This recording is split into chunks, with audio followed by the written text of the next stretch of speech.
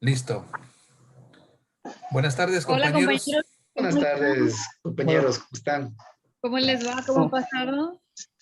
buenas tardes, compañeros. Un gusto saludarles a todos. ¿Cómo están? Gracias. Igualmente, muy bien, aquí Bastante cumpliendo con bien. el llamado, Sí. cumpliendo con el llamado para ver si es que avanzamos un poquito con el desarrollo de las actividades que están Hoy nos, programadas. hoy nos toca preparar la pregunta para el guión del TED, ¿verdad? Ujú. Así es, Sí, Listo. compañero. sí.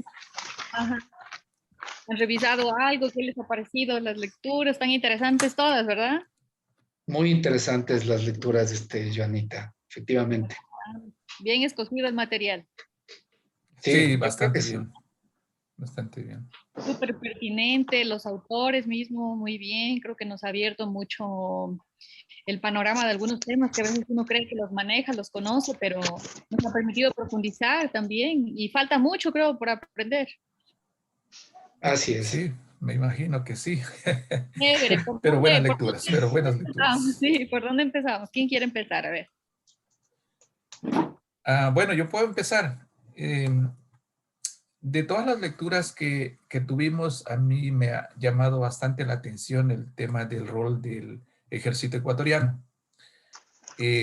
Porque de las lecturas que tuvimos, empezando, hablando de las lecturas desde la Revolución Juliana en adelante, y ahora con la lectura de Ospina, he podido ver la participación del ejército permanentemente. Y entonces yo recuerdo que en el trabajo que hice hablaba de que ellos no deberían intervenir en cuestiones de decisiones del país, digamos, en términos de administración del país, pero resulta que en todo el tiempo han tenido. Entonces me interesé bastante en este tema, y la pregunta que yo he estado pensando desarrollar, o el tema que he estado pensando desarrollar para el TED, es cómo influyen las Fuerzas Armadas en el desarrollo económico a partir de la Constitución del 2018. Eh, también quisiera añadir que mi preocupación es el permanente roce que tienen las Fuerzas Armadas con habitantes locales, porque supuestamente el ejército está eh, eh, vigilando o controlando, dando seguridad a instalaciones, digamos, que generan recursos para el Estado. Entonces, mi pregunta va por ahí. No sé qué les parece a ustedes, pero es el enfoque que quiero tomar para este guión. Ujú, ujú, ¿Algún comentario que tengan ustedes sobre esto? Sí, sí, estimado Johnson, yo creo que la pregunta es muy adecuada, muy enfocada particularmente en el tema de la lectura de los militares y el Ecuador, ¿no? Que fue, me parece, la lectura de la segunda semana. En ese sentido, Johnson, yo únicamente te propondría ver si le limitamos un poco, porque yo creo que el intervencionismo ha sido básicamente casi en todo el siglo XX, ¿no? El intervencionismo militar desde la Revolución Juliana, posteriormente todos los gobiernos militares que se fueron tomando el poder acá en el país, y bueno, igual los últimos acontecimientos, ¿no? En la época del gobierno de Yamil Maguad. Pues a ver si le limitamos, tal vez consideras limitarle un poco a la parte, digamos, fundamentalmente cuando intervienen con el boom petrolero. Me parece que en esa época de apogeo económico, no recuerdo en cuál gobierno, de cuál general es, que obviamente ellos, bueno, al menos su discurso fue que ellos toman el poder, hacen un golpe de Estado para garantizar que estos recursos provenientes de las exportaciones de petróleo se redistribuyen de una forma más equitativa a nivel de todo el país. O sea, entonces un poquito ya le limitamos a la pregunta Perfecto. tan amplia y Voy a añadir bien esto desarrollada. entonces. Listo. Muchas gracias, Byron. Voy a añadir este tema acá y voy a trabajar un poco en la pregunta Considerado. entonces ahora. Chévere.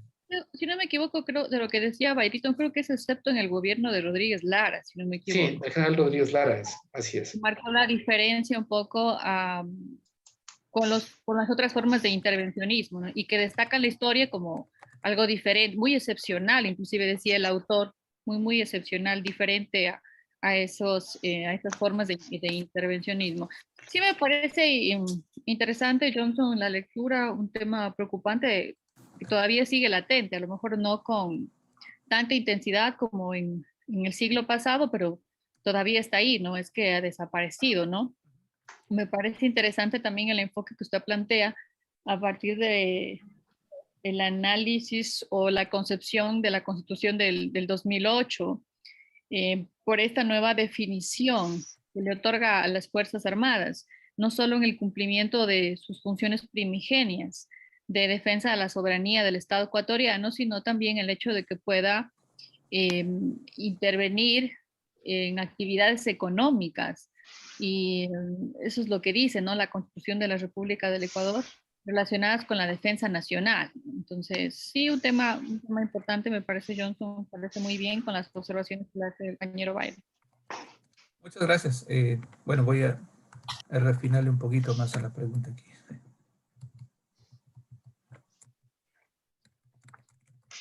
Bueno, si quieren, yo puedo continuar con las dos preguntas que tengo posiblemente para plantear al maestro, ¿no?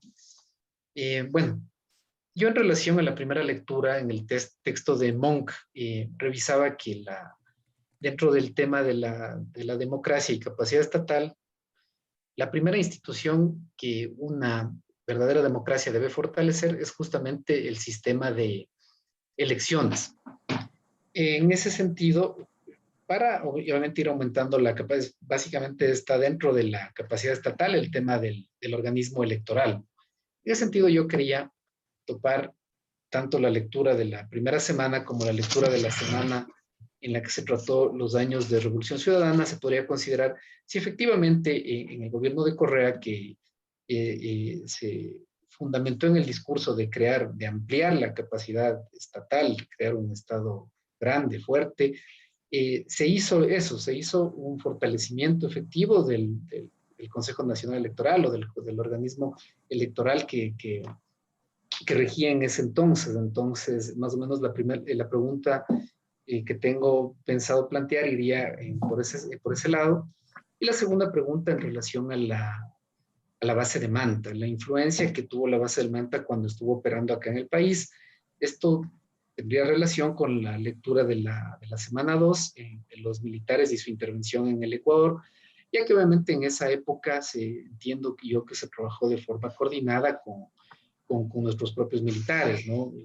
Esta base extranjera se encargaba de varias operaciones de control de narcotráfico, de control de la guerrilla colombiana, por este tema de la puntualización del Plan Colombia. Bueno, la pregunta puede ser, ¿cuál ha sido la incidencia político, económico, social en el país con la retirada de la base de Manta? O una pregunta también que surge sería, ¿qué tan conveniente resultaría en la época actual nuevamente contar con una base militar similar a la que hubo en esos años en la ciudad de Manta para poder controlar todos los temas que se han ido suscitando, ¿no?, en los últimos años acá en el país? No sé qué opinan, compañeros, en relación a estas dos preguntas, estas dos posibles preguntas para plantear. El tema de la base, si nos conviene una vez más el tema de la base de Manta, me parece un tema actual, ¿no? Porque yo he visto en las redes sociales que la gente está pidiendo que debemos traer la base de Manta otra vez y brindar una respuesta a eso, me parece que daría así en el blanco. Muy bien. Chévere. Bayrito, yo creo que la primera parte de la pregunta nos permitiría posiblemente responder la segunda, porque le entiendo que usted quiere hacer responder a la pregunta sobre cuál fue la incidencia o el impacto, le escuché, socioeconómico, ¿fue verdad? Sí, la parte económica, social, política inclusive, ¿no? Sí, claro, por supuesto. Que va a ser nuestro análisis tipo político. Me parece muy bien porque si conocemos cuál fue el impacto realmente económico, social y político, como que podríamos proyectarnos a responder si nos conviene o no La una nueva conveniencia. base de Manta. Por supuesto, por supuesto. Excelente. Sí, sí, no es un tema que está agotado prácticamente, o sea, es latente, que a lo mejor no se lo ha escuchado o a lo mejor no ha sido difundido con rasgos alarmantes, no sé, desconozco, no significa que no exista el problema, todavía lo tenemos, ¿no? Entonces, sí, Bayrito, me parece, al menos a mí también desde mi poco conocimiento, cuando usted logre desarrollar estos guiones y podamos escuchar su video, creo que nos va a permitir expresar muchas ideas. Creo que sería un gran aporte también el poder conocer en verdad cuál fue esa incidencia, cuál fue ese impacto en el Ecuador. Muchas Yo no gracias. recuerdo qué tiempo tuvo la base de Manta en Ecuador, no recuerdo. Todo el tiempo de Correa, 10 años, no me acuerdo. Estoy revisando, una década me parece. Ajá. Sí, debe ser. Bastante tiempo, ¿no?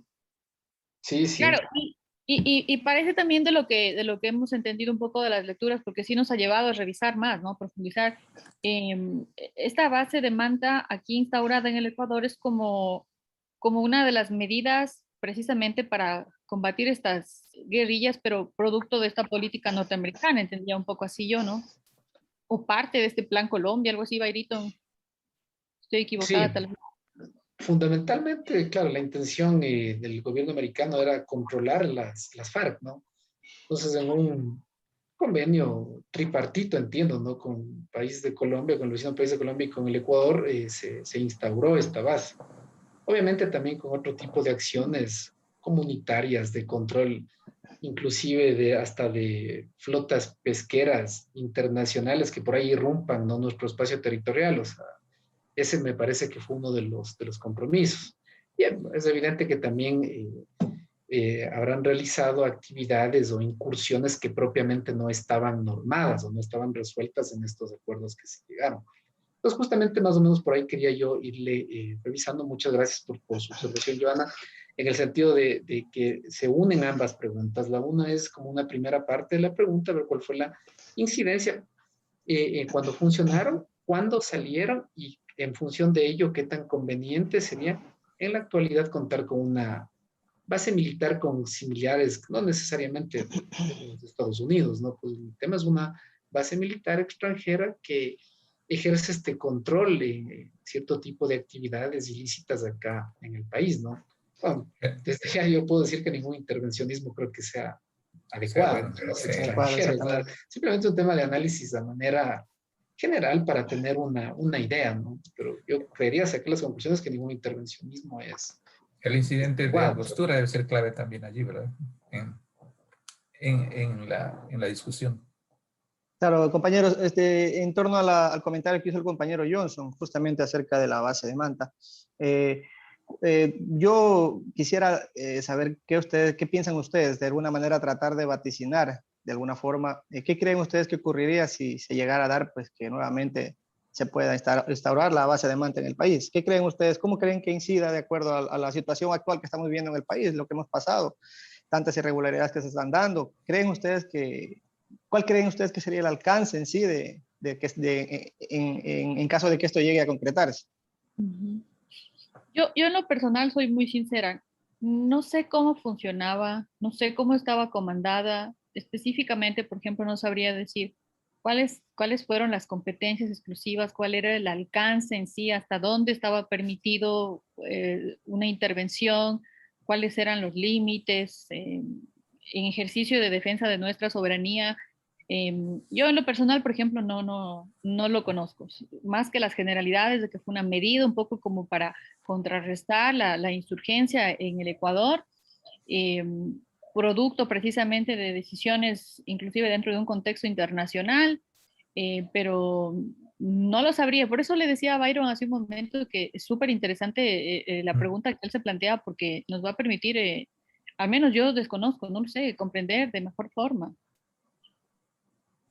No sé Creo si que era, no sé si si sabe algo y nos está tomando la lección, más bien creo. No, no, no, que creo- justamente quería hacer referencia a lo que dijo el compañero Johnson, ¿no? Que hay una necesidad impetuosa en las redes sociales de que se habla de una urgencia de instalar sí, nuevamente la se base de están Manta. pidiendo. Hay Pero, una necesidad de que se abra la base de Manta y que vuelva el gobierno de Febres Corderos. Ahí estamos en una Exactamente. situación crítica No, realmente. Que hay que ver cuáles son las complicaciones políticas, no exactamente. político-partidísticas, político-partidistas, o sea, hay que ver en verdad en qué términos y en qué contextos o bajo qué delineamientos funcionó y participó. Es más, consideremos que en aquel entonces era una situación muy diferente a la actual, ¿no? Si eso, por ejemplo, significa retroceder como país soberano o retroceder como modelo de Estado democrático, incluso no sería para nada recomendable. Me anticipo un poco dar un criterio, ¿no? Pero chévere, interesante. Yo pensé que nos estaba tomando la lección. Si me tomó la lección, No, no, que justamente mi interrogante surge ante el desconocimiento que tenemos mucho, como usted decía. Sí. No existe un conocimiento real de cuáles fueron las atribuciones, las funciones que cumplía Claro. la base. Entonces, seguro el profe sí sabe. Seguro el profe sí esperemos sabe. que sí. Y Byron nos va a poner un video con todo eso. Chévere, chévere. Vamos a ver el video. Vamos a Esperemos tratar que sí. Tiene que plasmar pulirse, ¿verdad? Así es. Chévere. Vamos a quitar Qué bueno, con qué usted, bueno, ¿qué le compañero. parece? A mí Por supuesto, déjenme, compañeros. a mí déjenme Usted cierra con broche de oro, compañero. Listo. Por supuesto. Bueno, lo mío, compañeros, viene igualmente de la lectura de Munch, hablando de los mecanismos antidemocráticos dentro del Estado, ¿no? Un tema interesante que me parece que se está surgiendo en la actualidad es, como les indicaba, me surgen muchas interrogantes, ¿no? Acerca de la participación de grupos minoritarios dentro del Estado, cómo influyen, cuál es su incidencia dentro de la toma de decisiones del gobierno. También el hecho de que se limiten o que de alguna manera se quieran limitar, valga la redundancia, la participación de los mismos. Entonces, basándome en lo que tiene que ver con el pluralismo social, que justamente habla de garantizar pues, la participación de todos los grupos pues, dentro del Estado. Mi pregunta surge, por aquí la tengo ya listo, sería ¿cuál sería la incidencia de la participación de los grupos sociales dentro de un Estado democrático? Basándonos obviamente en primero entender que en lo que tiene que ver que cómo y por qué debemos proteger y garantizar la participación de los grupos. O sea, viene un tema mucho más amplio. Lo que les indicaba, compañeros, lo que me preocupa un poco y me llama la atención es si realmente, es necesario que entendamos cuál es la importancia de la participación de estos grupos. No sé si estoy dando vueltas en círculo, no sé si soy claro en la pregunta, ¿no? Pero básicamente sería cuál es la incidencia en la toma de decisiones y la participación de los grupos sociales dentro de un sistema democrático, de un Estado democrático, perdón. Está muy bien. Está muy bien. Pienso que, claro, obviamente no hay tantos grupos sociales ahora, ¿no? Grupos sociales, grupos políticos, grupos sociales. Creo que sí podrías enfocarte un tanto en algún grupo en particular, por ejemplo, el sector indígena, que realmente ahorita ya está muchísimo más organizado que en lo anterior y obviamente ahora tienen una exigencia justa de sus derechos, ¿no? En cuanto al manejo de la tierra, al manejo de sus materias primas, las materias primas que ellos producen. Y muchos factores, creo que el tema indígena, y aparte por el grupo poblacional que es bastante amplio acá en el país, el sector indígena, y ahora también con la parte que ahora ya tienen un espacio bastante fuerte de poder en la asamblea, vista que Pachacuti obtuvo varios escaños en las últimas elecciones, creo que sí, o sea, tal vez de pronto le podrías un poco, digamos, Enfocar limitar la parte Sí. del sector indígena, ¿no? Y las reformas de tipo agrario, las que les han ido a ellos un poco beneficiando o no beneficiando del todo, ¿no? Cómo se ha venido manejando en la política del país en los últimos años. Muchas gracias, compañero. Voy a tomar su sugerencia para ver cómo puedo direccionarla, limitar un poco más la pregunta. Más o menos sería entonces, tomando las palabras que planteaba César, ¿cómo incide, si le escuché bien, cómo inciden las organizaciones sociales en la consolidación del Estado de democracia? Creo que lo entendí, ¿verdad? Exactamente, sí, Sí. correcto. Entonces, complementándolo con lo que le dice Byron, ¿cómo incidiría la participación de las La participación, ¿no? De los grupos indígenas en el Exactamente. fortalecimiento democrático en A eso iba. Ecuador. ¿Cómo ha incidido y delimitándolo un poco más, incluso igual recogiendo lo que dice Byron en un tiempo determinado, ¿no? ¿Cómo ha incidido la participación de las organizaciones indígenas en la consolidación del Estado de democracia en los últimos, no sé, 10 años? Hablando claro, sobre... Perdón, hablando sobre estos temas de la incidencia, a mí me ha llamado bastante la atención. Yo honestamente les digo que siempre hablaba de la oligarquía, ¿no? Pero haciendo la lectura y la incidencia que han tenido en el tiempo, ha sido bastante fuerte para mí. O sea, he aprendido bastante de cómo han estado manejando el Estado prácticamente y cuándo se originó y todo eso. Una cuestión bien interesante que es el tema de la influencia de las cámaras, porque se vincula al tema económico. Ahora, cuando hablamos de la sociedad como pueblos indígenas, como no estamos vinculados a temas económicos, tal vez no ha tenido tanta importancia la participación en el Estado, es lo que yo me preguntaba también. No sé si te estoy dando insumos también para tu comentario, de ese vínculo que hacen con el tema económico. O sea, si me ayudas en el tema económico, pues participa de alguna manera en el gobierno, ¿no? Pero y si no, simplemente eres uno de los que está como intentando recibir beneficio, pero no contribuyendo, algo así. Y que a veces parece que eso pasa, ¿no? Sí, eso es lo que digo. Parece que, y no solamente por parte de las organizaciones sociales, sino también por parte de las organizaciones políticas que pueden ejercer legítima influencia en la definición de las políticas públicas, que cuando participan de estos procesos precisamente de construcción, siempre lo que dice Johnson, ven la forma de direccionar posiblemente a ciertas conveniencias, y no se piensa a veces como Estado, ¿no? Un problema también Correcto. complicado. Pero sí, Compañeros, chévere. ¿ustedes creen ustedes que va a haber una participación significativa del sector indígena en el nuevo gobierno? Por el hecho de que tienen algunos escaños, como dice el compañero Byron, dentro de la asamblea y que tienen algún bloque eh, eh, eh, fortalecido, por decirlo de alguna manera. Yo creo No sé, que ustedes... pienso que más bien de las mismas élites del sector indígena, porque la investigación que hace Moon, ese texto me parece que es muy valioso, es una lectura muy, muy real de lo que está pasando en América Latina. Y sí dice, o sea, me acuerdo que decía que todos estos grupos que quieren intervenir, que quieren que pelean por intervenir, por tener espacios en la política, por tener espacios en el poder, a la larga terminan declinando a sus propios y particulares intereses. Entonces, se olvidan, obviamente, los preceptos con los cuales comenzaron sus luchas, sus organizaciones, y a la larga terminan cayendo en el mismo error de las élites económicas de toda la vida acá en el país. Entonces, estos grupos de autores agrupan esos espacios de poder, ¿cómo es esas? Pedazos de pastel. Y yo creo que en relación a tu pregunta va a ser así, no me cabe la menor duda. Igual los grandes beneficios van a ser igual las élites indígenas que las Posiblemente. hay, lamentablemente. Yo tengo información bastante confidencial en eso, porque soy del movimiento indígena. Y lo que desde el gobierno, el nuevo gobierno han pedido es que quieren tener personas que les ayuden a hacer un nexo fuerte con el bloque de diputados que tienen, de asambleístas que tienen el Congreso. Entonces están Cambien la buscando una pregunta, persona que Claro. tenga ese perfil. cambien Y, la pregunta, mejor Johnson. ¿Perdón? Chévere, Sí, chévere. Igual, pues, interesante. igual como equipo, si podemos cruzar información que permita fortalecer la construcción de los guiones, pues, es Sí, parte de la actividad colaborativa, ¿no? sí Después es. ya haciendo el video ya nos defendemos solitos ya. Así es. Esperemos que sí. Chévere, chévere, me parece muy bien. Creo que las preguntas de ustedes están más interesantes que las mías. No, no. A mí me interesaría ver cuál es su pregunta. Bueno, la mía, compañeros, no sé si Cecita terminó tal vez, ya lo interrumpí. Sí, continúe, compañera. Muchísimas gracias por las Gracias, gracias, compañeros. Bueno, les cuento.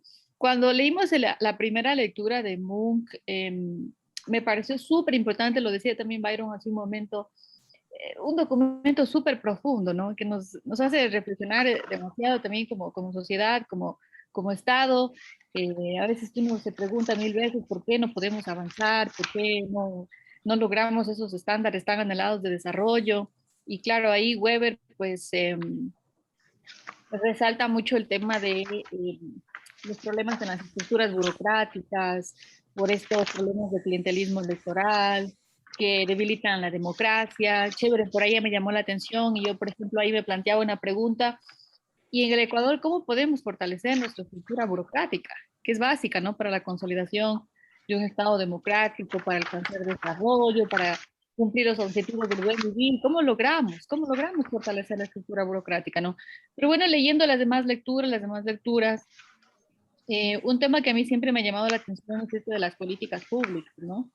Luego, cuando hicimos la tarea con los documentos de Andrade y Nichols, por ejemplo, que revisamos precisamente si es que desde el Estado se impulsó el desarrollo del Estado en el gobierno de la Revolución Ciudadana. Vuelta sale un tema a colación que me llama mucho la atención, y es precisamente esto de que hubo cambios estructurales, la definición de nuevas entidades, nuevas instituciones a cargo de la definición de las políticas públicas, que son instrumentos fundamentales, son estrategias de desarrollo, le dicen al Estado por dónde debe guiar su gestión, pero principalmente pues son instrumentos muy importantes porque están encaminados a resolver los problemas, o también a identificar cuáles son las fortalezas y trabajar más en ello, ¿no? Para potencializar. Y ahí me surge otra pregunta. Al principio, yo me la hice en este sentido. Digo, ¿cómo podemos construir políticas públicas efectivas? Es decir, que logren cambiar la realidad. Pero luego un poco profundizando más de esta lectura, incluso de la siguiente de las políticas públicas que está ahí dentro de la materia, veo que hay un ciclo en el que se hacen diagnósticos, levantamientos, con la participación de actores sociales, de actores políticos. No digo se construyen las políticas públicas, se definen las políticas públicas, perfecto, un proceso inclusive muy complejo. Luego se ejecutan las políticas públicas. Dentro de ese ciclo hay un espacio para monitorear las políticas públicas, pero me encuentro con que, claro, la etapa final es evaluar esas políticas públicas. Y revisando un poco, profundizando, me encuentro que en el Ecuador no están institucionalizadas prácticas evaluativas de las políticas públicas. Me encuentro con información también más bien que dan fe de que las instituciones publican en sus páginas web supuestamente que sí hacen una evaluación de las políticas públicas, cuando más bien esos procesos de evaluación no se refieren sí en analizarlas, si son efectivas, si se logró corregir el error, que me permita a mí redefinir la política pública, que puedas resolver ese problema. Me encuentro con que no hay prácticas evaluativas, no se ha institucionalizado más que todo, incluso en un sentido vertical. Porque puede ser que en algún porcentaje, si sigo revisando información, pues X entidad pública sí evalúe sus programas, sus proyectos, sus políticas públicas, pero a lo mejor sea de una manera aislada y no podría hacerse así. Debe haber una conexión, porque para eso hay todo un sistema nacional de planificación, para eso existe el órgano rector, que es la Secretaría Nacional de Planificación y Finanzas Públicas, y debe coordinarse, ¿no? Entonces, no sé qué les parece la pregunta que yo me he planteado es esta, si realmente se ha institucionalizado en el Ecuador prácticas evaluativas de las políticas públicas. ¿Qué les parece? Critiquen, macheten. No vale, me dicen nomás con confianza. Es una excelente pregunta, Joana. Sí, es una excelente pregunta, ya que de ahí parte todo, yo creo, como bien mencionabas, de la parte de la planificación. Entonces, si tienes una adecuada planificación, puede ser un adecuado seguimiento, establecer indicadores que te permitan evaluar, ¿no?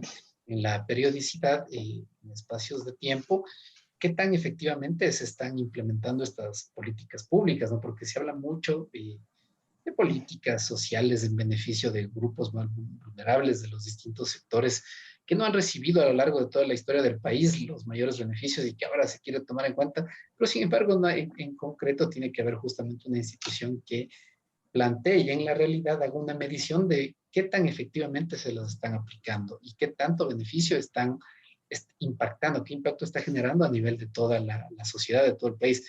Entonces, como bien lo mencionabas, la institución que te va a tocar ahí sí, hacerle una investigación es a las EMPLADES, en el sentido que ellos son los que van revisando todos los proyectos de todas las instituciones públicas y los hitos también propuestos por el Estado. Entonces ellos, entiendo como su sistema GPR, es el sistema que ellos manejan, que es el gobierno por resultados. Entonces ahí entiendo que tienen toda esta estructura, la hacían de forma cuatrianual hasta donde recuerdo, y obviamente hay que revisar qué tan efectivo fue eso, estas mediciones, estos análisis, estos seguimientos, estas evaluaciones que realizaban las EMPLADES.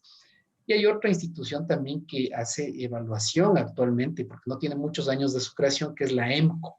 La EMCO es la empresa coordinadora de empresas públicas.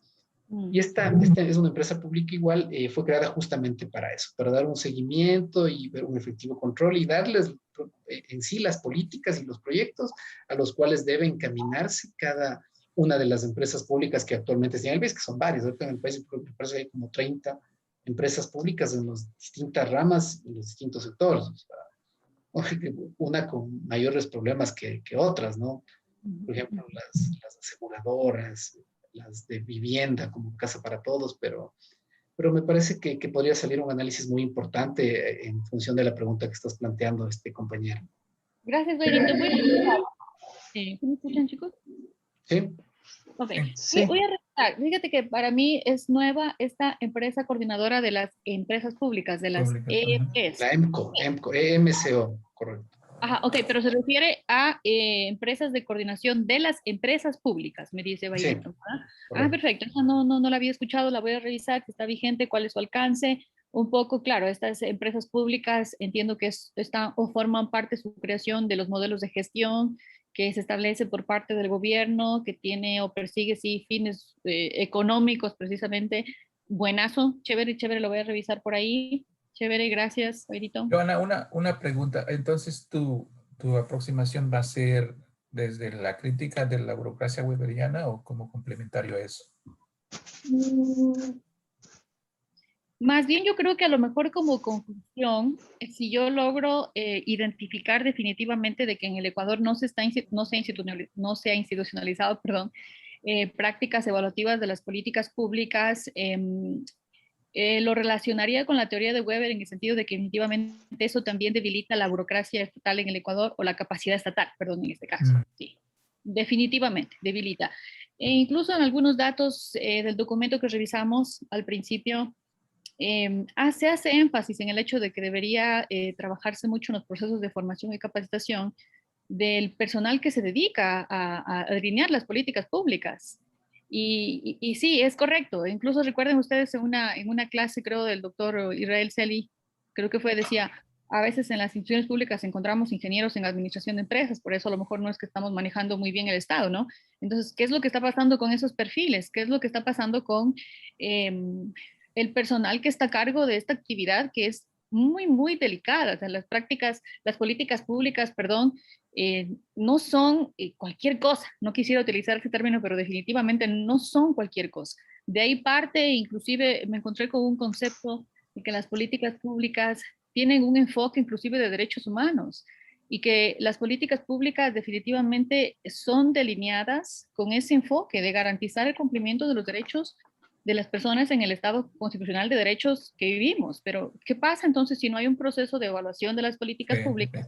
El Estado no está cumpliendo con su obligación, no está cumpliendo con su papel. No hablamos de un Estado fortalecido, no hablamos de una capacidad estatal fortalecida y que obviamente también va a incidir, creo que, en el debilitamiento de la democracia, porque las políticas públicas o en ese proceso de evaluación de las políticas públicas recomiendan los expertos que debe valorárselas con los actores involucrados. Es decir, si yo tengo una política pública en materia de vivienda que no está siendo evaluada y que no vemos resultados, no logramos superar ese problema, pero si también no lo evalúo con las personas que son afectadas, no me sirve de nada. O si esos procesos, digo yo, de evaluación de las políticas públicas van más allá de una simple socialización, simplemente llenar una firma, un informe de que la socialicé, pero eso no es un proceso democrático, entonces también me está debilitando, creo yo, la democracia. Se me ocurre en este momento con la pregunta que me hace Johnson, este razonamiento se me ocurre en este momento. Gracias, Johnson. Cecita, machete, por favor. Ya está pensando en sus preguntas complejas. No sé, compañeros, tengo un problema con el audio. Con el audio. Se me fue en gran parte de la... Sí, creo que está perdiendo conectividad, sí. Martín. Sí. Un poquito Cecita dice, apaga la cámara, tal vez, a lo mejor mejora su conectividad. Sí, está mal con la conectividad. Ahí Cecita, para ver.